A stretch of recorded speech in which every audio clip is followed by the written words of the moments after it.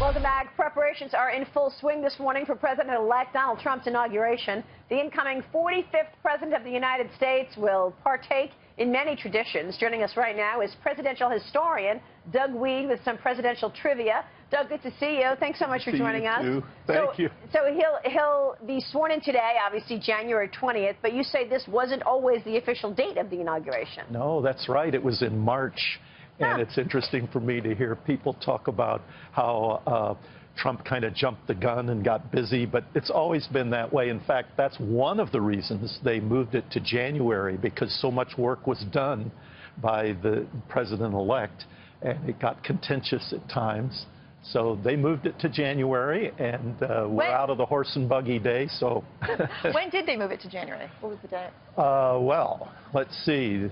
It was FDR who was the first president to have moved it to January. I see. So the president is attending a morning church service this morning. That's right. I believe 8:30. That's dating back to FDR's inauguration day, right? Tell us about that, because he's attending service at St. John's Episcopal Church, which other presidents have done that. That's right. So that tradition began then, but actually it started at the very beginning. John Adams was not inaugurated in Washington, but he moved into the White House. He attended that church, and Madison and Monroe did, and the first 6 presidents of the United States were Episcopalian and were official members of that church. And the pastor of that church, William Hawley, is an amazing figure of history. He was like the Billy Graham in his day. All the presidents had to touch William Hawley, and he ended up in a little bit of scandal. But then Andrew Jackson came to town. He was a Presbyterian like Donald Trump. That was,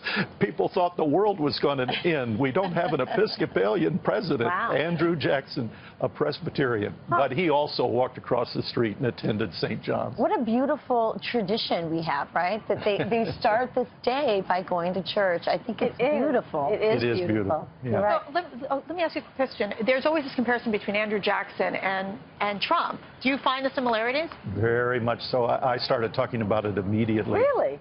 Jackson opposed the Second National Bank. He said that's just insiders trying to make money.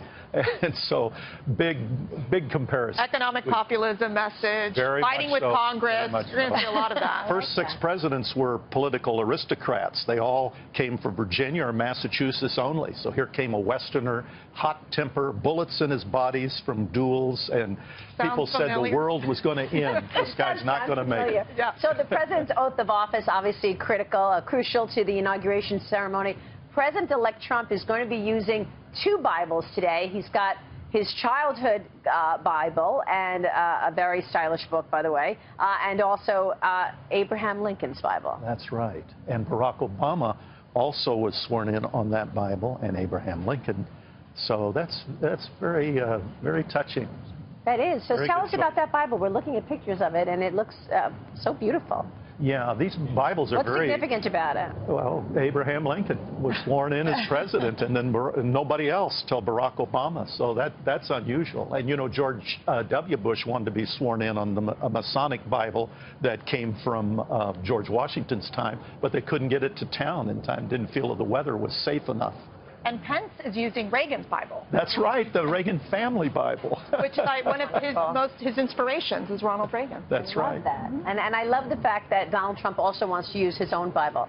Really good stuff. Doug, great to see you. Thank you. Good Thank to you so see you, much. ladies. Doug Wead joining us there.